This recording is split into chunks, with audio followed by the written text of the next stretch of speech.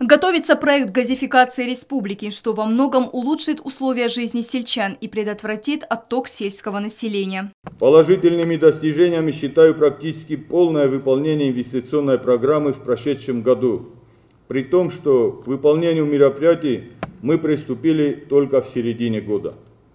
Нам удалось получить одобрение Российской Федерации предложения о газификации всех районов республики по новой схеме, по принципам, предусмотренным для субъектов Российской Федерации. Алан Гаглоев отметил, что нам необходимо двигаться по пути повышения экономической самодостаточности республики. На сегодняшний день 90% доходной части нашего бюджета составляет безвозмездная помощь Российской Федерации. Наша главная задача – сделать республику привлекательной для инвестиций, без которых невозможно развитие экономики. Государственные органы должны оказывать всестороннюю помощь действующим и потенциальным предпринимателям, в том числе в вопросах подготовки бизнес-планов, оформления бухгалтерии, юридической консультации. Предприниматель не должен оставаться один на один со своими трудностями. Правительством предпринимаются активные меры по привлечению инвесторов. Мною также будет завтра проведена встреча в Москве с руководством Российского экспортного центра, который поспособствует двустороннему взаимодействию представителей предпринимательства и ускоренной реализации бизнес-проектов.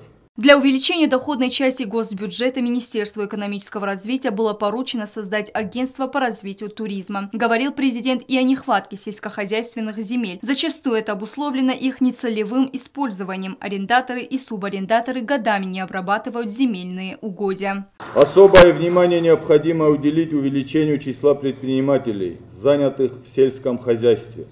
С этой целью необходимо проработать вопрос о введении дополнительных мер государственной поддержки малых форм хозяйствования.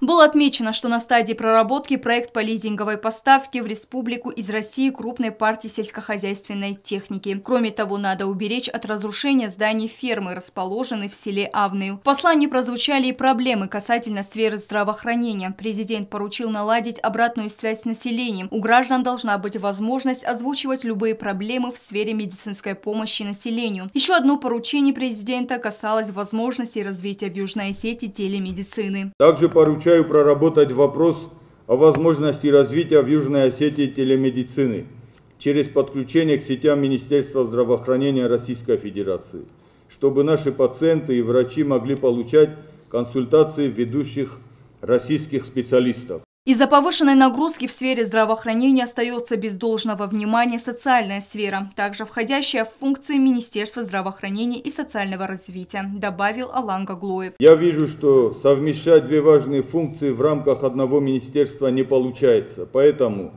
мною принято решение о выделении из состава Министерства здравоохранения всего социального блока. На его базе мы будем создавать отдельное Министерство труда и социального развития. Отдельно президент остановился на проблемах молодежи. В основном это трудоустройство и досуг. Первой мерой будет наведение порядка на государственной службе и в бюджетной сфере. У нас больше не будет граждан, занимающих одновременно две и более должности. Начнем с высших органов власти, правительству республики, администрации президента, аппарату парламента, Верховному суду в месячный срок отчитаться о выполнении моего указания.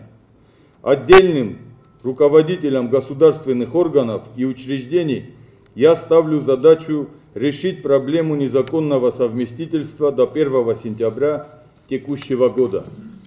Предупреждаю всех руководителей. При выявлении факта невыполнения данного указания вы будете нести персональную ответственность.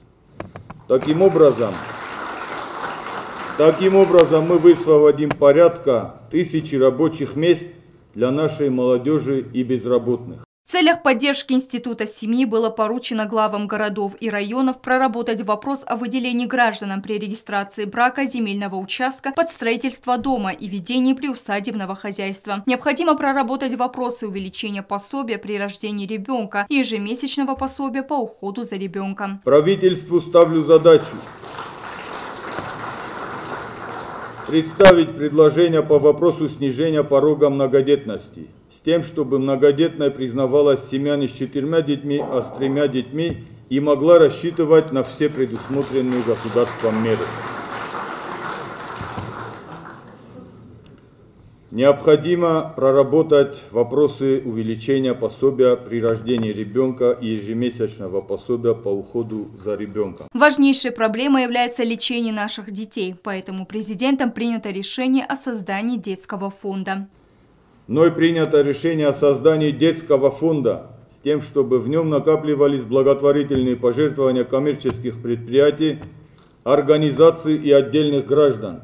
Средства фонда будут идти на оплату лечения детей в тех случаях, когда Министерство здравоохранения не в состоянии обеспечить это лечение.